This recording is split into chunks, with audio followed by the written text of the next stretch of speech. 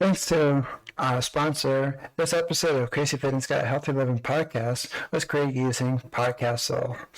Podcastle is truly the easiest way to start your podcast. You can record remote interviews in studio quality sound. Editing is a breeze with a super intuitive and user-friendly audio editor. You can take advantage of their powerful AI tools like Magic Dust to optimize audio levels and remove background noise with just a single click. And I also use Podcastle to automatically transcribe my episodes, which not only lets me share the final transcript with all of you, my listeners, on different channels, but it even allows me to use their text editor to clean up any of the episode content I don't like, and I'll correspondingly edit the audio accordingly. Podcastle is amazing, all-in-one platform to create your podcast or any audio and video content. Give it a try at podcastle.ai. That is podcastle.ai. I am what you call an indie podcaster. If I run out of money, there's nobody backing Crazy Fitness Guy. How you can support Crazy Fitness Guy is becoming a premium subscriber to Crazy Fitness Guy Premium Podcast. Our first plan is called Load Crazy. You'll get 100% ad-free content with zero sponsorships and zero commercials. The second plan we have is called Crazy. For $3.99 a month, you get access to full episodes for the full library archives, early access to the shows. All episodes are ad-free, shout-outs on the show, and you will be helping support our mission, and all the episodes are unedited. For the next plan, if you go year-long for $30 a year, they're extremely crazy. You get everything in the crazy plan, plus you'll get access to exclusive members' private Facebook group, and bonus ask me about anything episodes, and you get to suggest topics for the show in the Facebook group. So if you want to help support Crazy Fitness Guy, there's 3 plans starting at $2.99 a month, going up to $30 a year. So it's $2.99. The next plan is $3.99, and then $30 a year. So thank you for all your support for the years, and I'm looking forward to continue making content just for you. Thank you. To become a premium podcast subscriber, click the links in the show notes and see which plan is right for you. Welcome to Crazy Fitness Guy Healthy Living Podcast, where we strive to motivate people who are on the autism spectrum to live healthy lifestyles. If you think this podcast is only for people who are autistic, then think again. Whether you are autistic or not, we have a mix of content from healthy living to everything in between that makes up a balanced and healthy life. Autism is our backbone, and we strive to support the autism community by motivating, inspiring, and educating everyone about what autism is. Please welcome your host, Jimmy Clare, who is a motivational speaker, autism advocate, author, and founder of CrazyFitnessGuy.com. Welcome to another episode of Crazy Fitness Guy Healthy Living Podcast. That's Weekly Motivation with Crazy Fitness Guy. Today, before I introduce my guest, you can follow me on social media at Jimmy Clare Speaker on Facebook and Instagram, and Jimmy Clare Speak on Twitter. You can follow Crazy Fitness Guy on Facebook, Twitter, and Instagram at Crazy Fitness Guy. And make sure you subscribe to the Weekly Motivation with Crazy Fitness Guy on Facebook, Twitter, YouTube, Twitter, LinkedIn, Wisdom App, and Blast Radio. Gosh darn it. And once this episode goes live, you can listen down Apple, Google, Spotify, Spreaker, and wherever you get your podcast. And I'm going to save the rest for later. Gosh, if I didn't speak.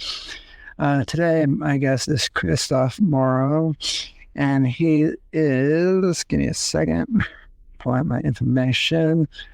He's a veteran author, award-winning journalist that sold more than 1,200 copies of his book, The Second Son. And he lives in Vancouver, British Columbia.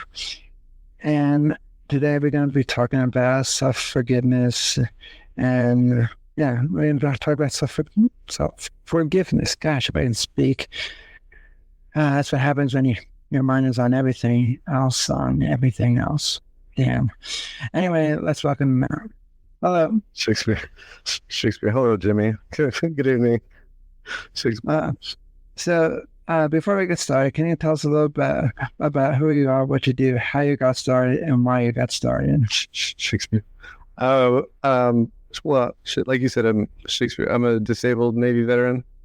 I'm an author. I won some awards as a journalist, and as a photographer in journalism.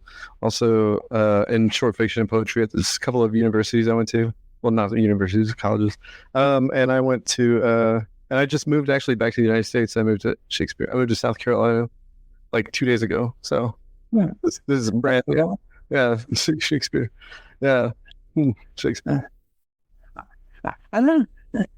Did it feel weird when you moved and then you come back over? And does it feel weird? Shakespeare. Yeah, moving from especially moving from Canada, you know, there really is an entirely different personality to most of the people there. They're much more serene, they're relaxed. I think the healthcare. And everybody here is wound up tight and just always angry. trying to get from one place to another, like trying to capitalize on time as much as they can. I think that's what it is. Shakespeare. I get that. So my first question for you is, how did you come up with the title? Pardon me, I have to look at my notes again. Second song? Yeah, the second song. My brain is all over the place. That's by Shakespeare. It's actually member to the plot. It would be giving it away if I told you what it meant, but essentially, it is loosely a reference to the notion that there's sort of catastrophic climate change, and you know, and all the qualities of a sun. If there were a second one, it's like it's much like the way we see that every year it's getting hotter and hotter. But anyway, the book is an allegory for generational wealth inequality and a bunch of other stuff. But it's an epic fantasy, actually. Sounds interesting. Yeah. I'll definitely check it out. My next question for you is, how does one practice self-forgiveness? Shakespeare. You know, I find that recognizing your worth through the love of others is a very helpful place to start. I think that a lot of people think that, you know, friendship it shouldn't be about reciprocity, but it is. Shakespeare, it ultimately is. It's supposed to be freely given, of course. But ultimately, self forgiveness is about discovering peace from others. And I mean, really, that's the only way to move forward. Shakespeare, because I said Shakespeare because I have Tourette's. I ruminate on everything from when I was a kid to now. Anything that I've ever done that I feel ashamed of, Shakespeare, that I feel ashamed of. And because of the extraordinary amount of abuse I faced as a kid, I've mutilated myself a lot, and not because I want to, but because it's member to my illness, Shakespeare, because from Tourette's. So I've given myself like black eyes and bloody lips, and I've lost a lot of well, my hand's kind of deformed now, actually, my right hand, because I've hit it on things so much. And so like I've had to really sort of embrace the notion of forgiveness for yourself, because if you mean to live a life of virtue and valor, that's all really you can ask. That's really all you can ask. You do the best you can to make it right, and that's it. That's all you can do. Yeah, I can agree with that, especially because like I did some stuff growing up in public school that I was not proud of, and let's say I metaphorically burned some of those bridges that I created with some people, and some people forgive me, and then there's some people who did not forgive me, and years later, those people still looked at me as the same way as I was back then, as no, I'm definitely not the same.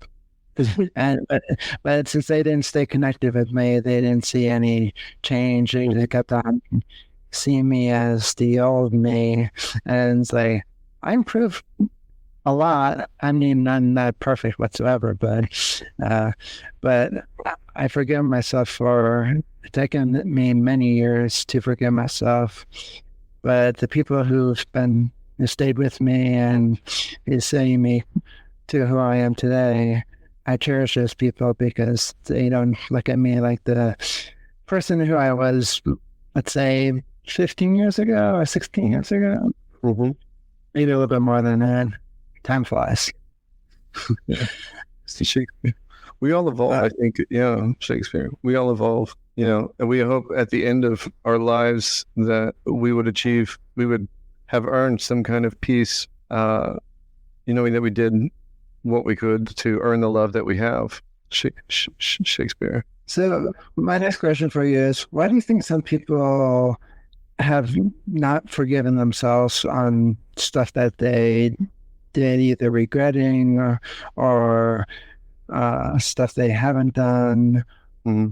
Why do you think that is? Shakespeare. I think often it's social conditioning. We're conditioned not to believe we deserve it. But I don't know a single person who's flawless. Even the people who I know who are extraordinarily kind and charitable have done things that would not flatter them at all in front of if it were discovered, if people knew about it, right? But we all we all share in that, I think. And so I think that we should take some solace in the notion that it's universal, that failure is universal, especially towards one another, like failure towards one another and failure to maintain harmony. I don't know, an ecosystem of peace, right? Shakespeare. And yeah, Shakespeare. I agree with that too. I also believe that. I also believe that, I always like to be transparent with, like, I don't go into all the details of what happened years ago. I do give hints here and there, but I like to be open about it because then people say, maybe like years later, somebody might dig it up later on and say, this person lied. And it's like, no, I'm not lying. And so I have to be 100% transparent because I always believe in karma as it'll bite you in the butt later on. Yeah. And no thanks. Yeah, it's freaking. Yeah. But I think we should take notice that karma also works in the reverse too. So, if you do good things, then you will have earned good things in the same sense, same wheel of fortune. So, and that's true too. Thanks to our sponsorship with Deep Stash. You're probably wondering, what the heck is Deep Stash? Well, Deep Stash allows you to learn new stuff every single day. You can become the smartest person in the room with unlimited access to 200,000 plus powerful ideas from top books, podcasts, and more. They have a generous free plan, and if you want to check them out, click the link below in the podcast descriptions. Either or will work, but definitely check them out, because if you're a daily learner like me and like to learn new stuff, I don't always have time to read 11-minute articles or 15-minute articles during the day. So with Deep Stash, I can listen to them on the go while I'm driving the car or on an airplane, etc. So go check out my friends at Deep Stash. You won't regret it. Hi, everyone. This is JJ, the co-founder of Good Pods. If you haven't heard of it yet, Good Pods is like Goodreads or Instagram, but for podcasts. It's new, it's social, it's different, and it's growing really fast. There are more than 2 million podcasts, and we know that it is impossible to figure out what to listen to. On Good Pods, you follow your friends and podcasters to see what they like. That is the #1 way to discover new shows and episodes. You can find Good Pods on the web or download the app. Happy listening. I agree with that too, especially because like they always say, what goes around comes around. And so I like that too. So karma can go both ways. Sometimes lately it's been most likely biting me in the butt sometimes, especially with statistics. I hate statistics. Oh man, you don't tell me. Shakespeare, I took statistics in college and oh God, it was the worst. I really, I loathed it, honest, every second in that class. Shakespeare. I'm literally banging my head and studying 4 days for the final. I'm like, I can't get rid of this numbers in my head. Every time I go to bed at night, I see numbers. It's like, I see pretty numbers. Shakespeare. Yeah. So my next question for you is, what are some ways for people to start forgiving themselves for stuff they have done or have not done? Well, I think we are all, I think it's member to our psyche as a human. Every human wants to contribute to their community, and in fact, I feel like it's also a quality to our fear, our anxiety, that we want to contribute to our community because we want to have some kind of worth, and so we're not dispensable, right? So I think curing a lot of anxiety around forgiveness is about embracing the thing that you love to do that also contributes to the welfare of the people around you. So to do a great deal of work and to do it selflessly and do it with affection and do it with discipline. There's really no alternative, truly, because you find you find peace through the love of others, and through the joy of the warmth in and the joy of friendship is where we derive it all in the end, all our happiness. I think one way how I forgave myself for the stuff I've done is there's people who stayed with me. I wrote a very sincere apology for all the stuff I did that they've been around, witnessed, etc. And it meant a lot to me that they just read it in front of me. I mean, they say like, oh, you know how to do this. And I was like, no, I really had to do this. And because there were sometimes I had like restless nights, so I kind of felt, and there's some nights where I couldn't sleep with my eyes closed, like where I just, my autistic brain kind of plays stuff on a replay, kind of like a if you're a conveyor belt that just goes around and around, or a hamster wheel, whatever, get message across, and it just never ends. And so sometimes if I see something in a movie, like if it's very scary to me, my brain just remember. It's not always bad things, like it remembers lines and whatnot, but it was like something really graphic. My brain just remembers as like, no. Like, I'll give you an example. My mom was watching this one TV show, and I caught a glimpse of it, and had like flashbacks and everything. And I'm not gonna say what was on the flashbacks and everything. But it had like very graphic scenes and whatnot, and it's a police show and whatnot. And I was like, they really did not need to put these flashbacks in here. As it's one thing, it was like a pre-recorded video, like a part of the story, but they didn't need to put the whole flashbacks and had to see every little nook and cranny that was happening. I was like, no thanks. But that stayed in my mind, and there was a few nights where I had like really bad dreams. It's like, okay, next time when my mom's watching this show, I'm leaving the hell out of this room. Yeah. Just because my brain will play it on replay, and it's like, I don't need this. Yeah, Shakespeare.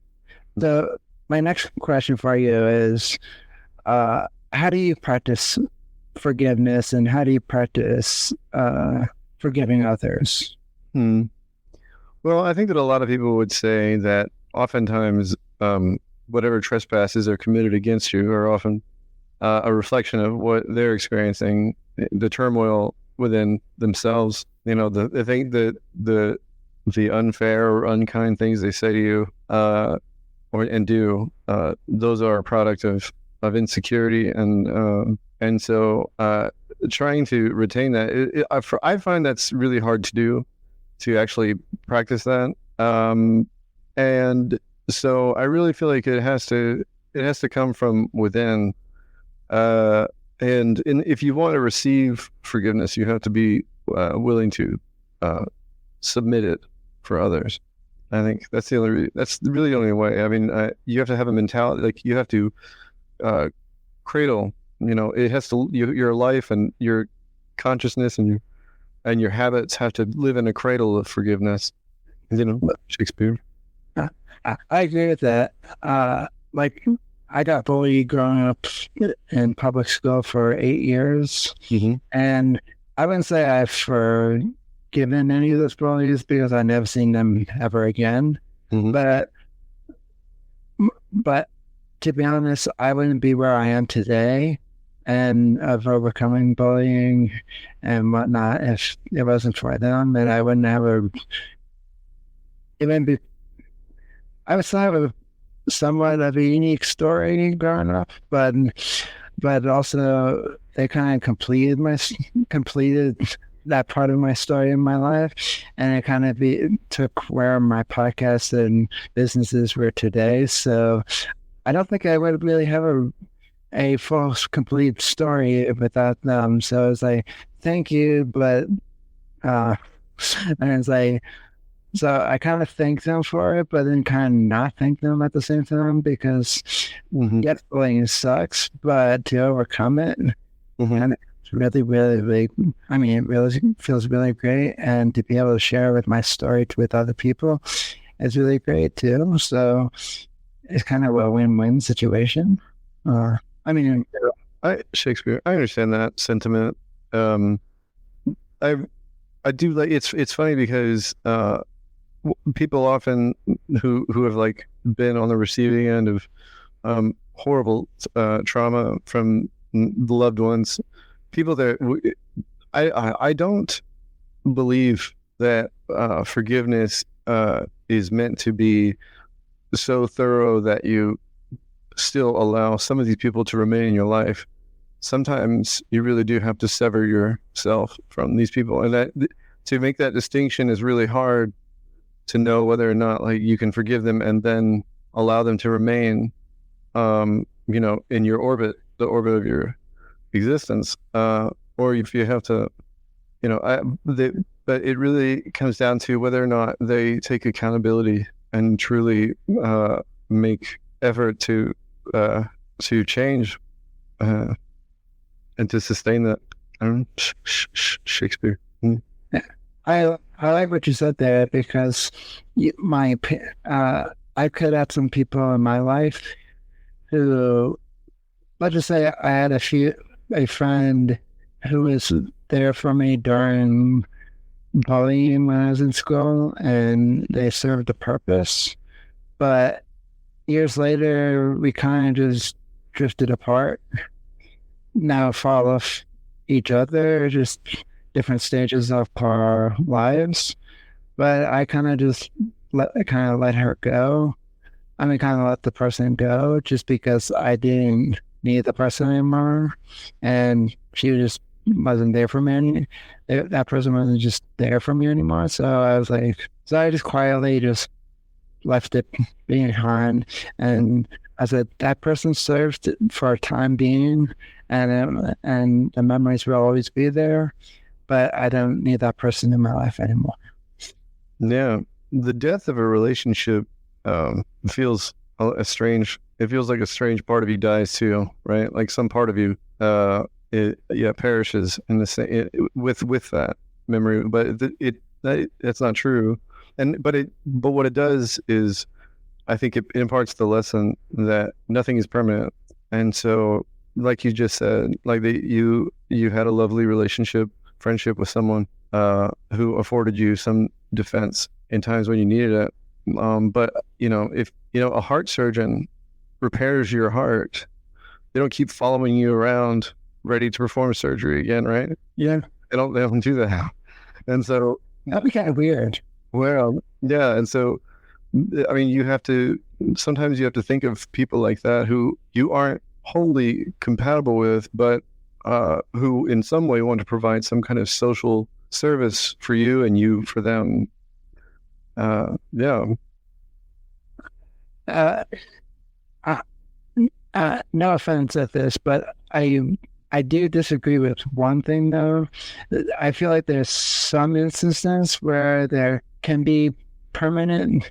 Like I have two really, I mean, I have many close friends, but I have these three friends who I've been friends with for, I think one of them I've been friends with since like for 30 years.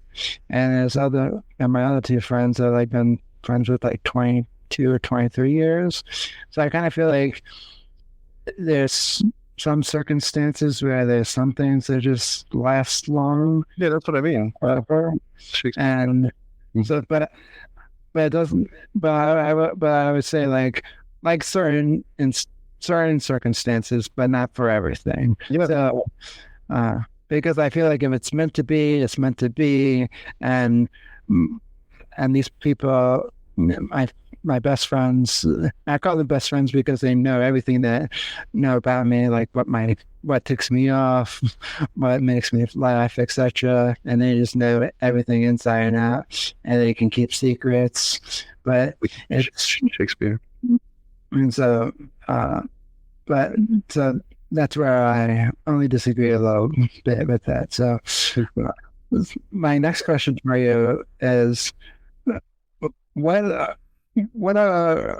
do you think some people, if someone was listening to this podcast episode right now, what do you think people should take away from this episode about being like the most, let's say, 3 takeaways of what people should learn about self-forgiveness? Gosh, I speak. Well, in my book, actually, I have a quote at the end of a paragraph that I wrote that I can't quote. I have an excerpt that I know, but it's very short. It's the justice and redemption are folly, but to seek them is not. And that's an important. That's imperative to remember that you will never achieve perfect justice, and you will never be wholly redeemed, ever. In the eyes of everyone, it's just impossible. But that does not mean you can give it up. It's the pursuit, anyway. I think that meditation is an important thing to do to reduce the amount of stimulus you get, just in general. The internet can be a distraction place. It's full of distractions like social media, shopping, and so many more websites that are very distracting, just like video games and whatnot. But it's just all over the place. So much noise going on. Well, with a blocker tool like Freedom Blocker, it can block all those distraction websites that you find distracting. I block RuneScape, Facebook, Twitter, and all the social media marketing tools. Without Freedom Blocker, I wouldn't be able to run CrazyFitnessGuy.com because I'd be distracted all day long. But thanks to them, so I'm no longer distracted. Visit the web link in the show notes for more information about Freedom Blocker, for more information about what they do, what they are, and whatnot. And the best part about Freedom Blocker, you can use it on all of your devices: Apple, Windows, Macs, tablets, and more. Visit them to learn more information. I am what you call an indie podcaster. If I run out of money, there's nobody backing Crazy Fitness Guy. How you can support Crazy Fitness Guy is becoming a premium subscriber to Crazy Fitness Guy Premium Podcast. Our first plan is called Little Crazy. You'll get 100% ad-free content with 0 sponsorships and 0 commercials. The second plan we have is called crazy. For $3.99 a month, you get access to the full episodes for the full library archives, early access to the shows. All episodes are ad-free, shout-outs on the show, and you will be helping support our mission, and all the episodes are unedited. For the next plan, if you go year-long for $30 a year, they're extremely crazy. You'll get everything in the crazy plan, plus you'll get access to our exclusive members' private Facebook group, and bonus ask me about anything episodes, and you get to suggest topics for the show in the Facebook group. So if you want to help support Crazy Fitness Guy, there's 3 plans starting at $2.99 a month, going up to $30 a year. So it's $2.99. The next plan is $3.99, and then $30 a year. So thank you for all your support for the years, and I'm looking forward to continue making content just for you. Thank you. To become a premium podcast subscriber, click the links in the show notes and see which plan is right for you. Hi, everyone. This is JJ, the co-founder of Good Pods. If you haven't heard of it yet, Good Pods is like Goodreads or Instagram, but for podcasts. It's new, it's social, it's different, and it's growing really fast. There are more than 2 million podcasts, and we know that it is impossible to figure out what to listen to. On Good Pods, you follow your friends and podcasters to see what they like. That is the #1 way to discover new shows and episodes. You can find Good Pods on the web or download the app. Happy listening. And to confide in your friends and loved ones, truly and completely. I like that quote, especially because, it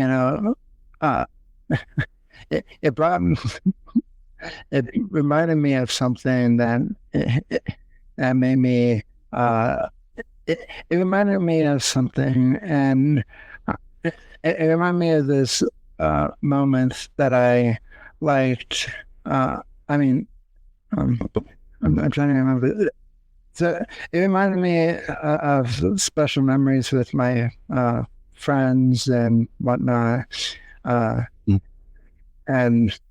I definitely like that quote. And I think once I read your book, I'm definitely going to highlight that just because I really like that quote. Yeah.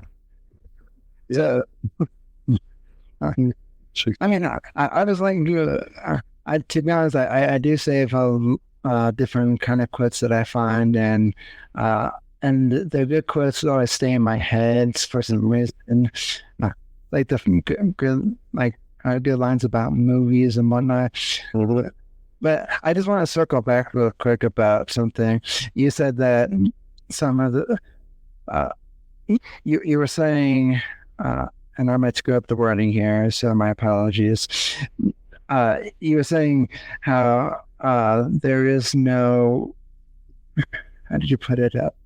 There's no perfect ending or whatnot. Or perfect. They will never be wholly redeemed. Yeah.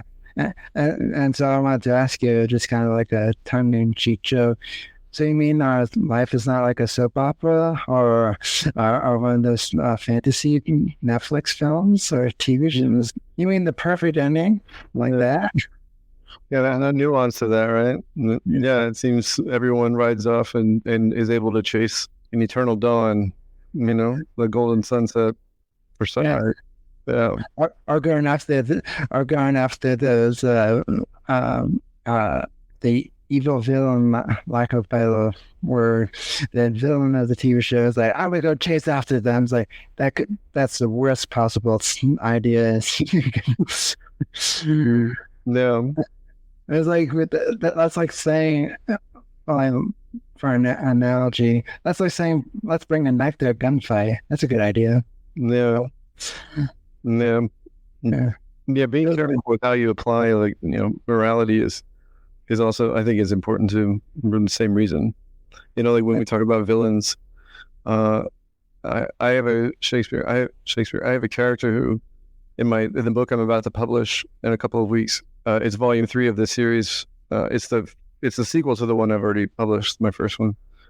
And he's a character whose father was enslaved, and his mother is someone who is part of the aristocracy, and he's sold into slavery, and he is as a kid even, and then he tries to run away, and his mother sells him to someone else, his own mother, and then he does horrific things through his life, and so when you hope and when you see those things and him becoming an adult and all the terrible things he did, you still, in the end, you still feel a kind of bit ambivalent, because you know this was his genesis and it was so awful, and you can't help but to feel like even if he did monstrous things, that we deserve to acknowledge that history, you know, and to submit that, I mean, just a grain of forgiveness, in the sense that, you know, that we can see the consequences, and we try to advance those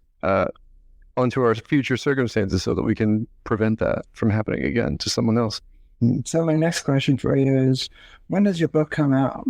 Shakespeare. My first one, The Second Son, volumes 1 and 2, it came out last year in Shakespeare in February, and the Shakespeare volume 3. That one is actually the Indie Book Awards.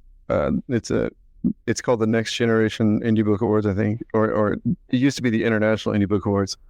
They are releasing the results of that in the next week or so, and depending on how well I did, I'm hoping that I did very well. I wanted to publish at the same time. You know, if I ended up winning, then I thought it would be fun. So I've been holding off on publishing it. I've already finished. In fact, I'm about 14. I'm over 14,000 words into volume 4 already. You know, just, like some comparison, The Hobbit's 98,000 words. So, yeah. I can never get into the Lord of the Rings books. I got into the movies, but yeah, I think, like, no offense to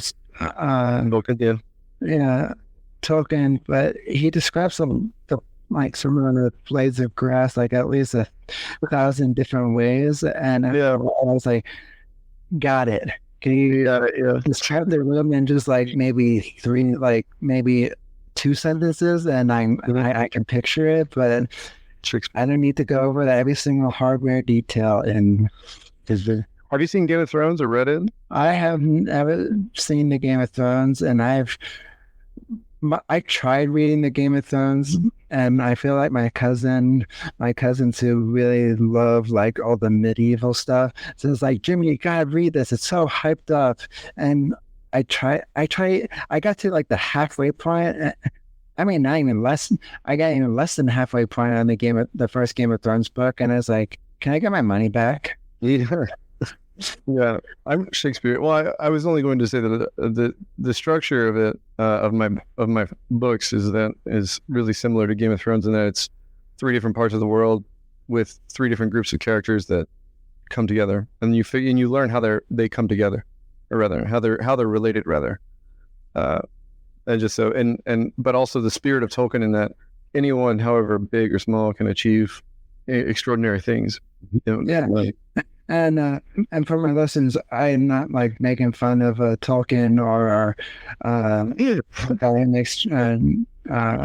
the Game of Thrones. It wasn't for me. It was not for my liking.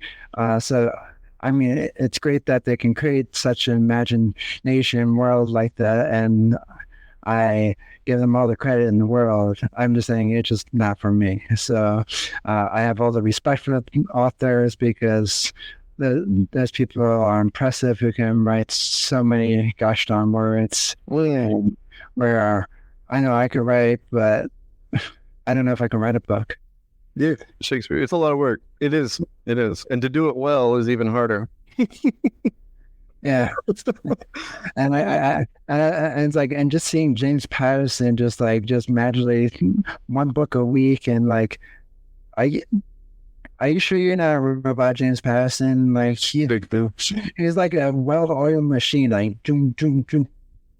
Yeah, I think I'm fairly certain that he does he has other writers that help him. They do part of the work. Yeah, probably. So my last few questions for you is, who's your favorite podcaster and why? And feel free not to say me. Shakespeare. Man, I don't know. I honestly, I I actually really like Conan O'Brien. I think he's really funny. And Carl Pilkington, he's part of the. I love Shakespeare. I love those guys. I love comedians. I think that comedy is the highest form of art. It's the most complex. Because you have to understand, as a comedian, you have to understand every context in the same way that the dramatist does, and the romance writer and the horror writer. But you have to be able to take it one step further and reveal the irony, right? And I think that requires a very special relationship with reality that I admire a great deal. And I consider comedy itself, it's a separate art form from everything else. There's writing, and then there's sculpting, there's painting, and there's all these different dancing. But comedy is it's a separate thing to me. Even it's not just a genre. I agree with that. My favorite podcast is Lewis Howes' School of Greatness, and he has really great episodes, and I've interacted with him multiple times on social media, which was pretty cool. Which is pretty cool. And I said to my followers and his followers, one day I'm going to be on your show. And he actually wrote back to me and say, I look forward to it. And that's a challenge. And it's you don't accept it. And it was funny. I had a podcaster who came on my show. He actually got to meet Lewis Howes, and I didn't have enough. We didn't have enough time in the episode to talk on how he met him. But it's I want to meet him so damn bad. Lewis Howes, if you're hearing this, I want to meet you so badly. I mean in person, not just on screen. That'd be really cool. Mm-hmm. And my last question for you is, where can people follow you, learn more about who you are and what you do, and where can people find your books? Shakespeare. Well, if you go to kristmorrow.com, that has links to everything that I have and do. But my book is on Amazon and it's on Kobo. And I'm really just on it. I'm on Instagram, Facebook, and TikTok. At least from TikTok for now. I don't know where it's going, what's going to happen to that. Because that's actually most of my followers are on TikTok. I have 6,000 on there. So now I'm concerned. I won't have any of those anymore. So that's That's cool. Cool. I'll put all those in the show notes for everyone to find. And I hopefully I want to get you back on again, because I think we can talk some more about self-forgiveness, and also maybe by the time when I have you back on, maybe your fourth book will be out. Yeah, that'd be great. Mm-hmm. And let's stay in touch. Yeah, thank you. I treasure your trust. We appreciate it. And I will follow you on social media. So, and if I forget in a couple of days, don't take offense at it. It's just my brain is just math. That's okay. That's okay. So I'll definitely reach back out again probably next week at some point. But just my brain is if I do one more math problem, I'm just gonna bang my head against the keyboard. Yeah. No, I sympathize. I'm glad that somebody else has sympathizes. So thank you, and let's stay in touch. Yeah, thanks, Jerry. So that's all the time we have for today. If you'd like it, subscribe, share, comment, let me know how we're doing. But be polite. In the meantime, stay healthy, stay safe, and stay motivated. I'll be back for another brand new episode of Crazy Fitness Guy Healthy Living Podcast. That's pretty cool motivation with Crazy Fitness Guy. In the meantime, peace. Thanks for tuning into Crazy Fitness Guy Healthy Living podcast. If you enjoyed this episode, please leave us a review. Your reviews help us be discovered by more people all over the world. Make sure you subscribe to our podcast so you get notified of every new show. In the meantime, please connect with us on social media at Crazy Fitness Guy and follow Jimmy Clare at Jimmy Clare Speaker or Jimmy Clare Speak. While you wait for another brand new episode, please go check out CrazyFitnessGuy.com. Check out the latest blog posts, events, sales, and more. Hope to see you again next time. Hydro Flask is the best water bottle in my opinion because it keeps my water nice, cold, and refreshing throughout the day. And yes, I do drink a lot of water throughout the day, so even though it stays colder for longer, I still like having a reusable water bottle like Hydro Flask because it just sits on my desk and and reminds me, hey, you gotta drink water. And Hydro Flask, it keeps it cold longer, which makes me want to drink more water throughout the day because, you know, there's nothing worse than drinking warm water. Go to hydroflask.com and use the link in the show notes. And yes, I do get a small commission from Hydro Flask, which also helps support the show.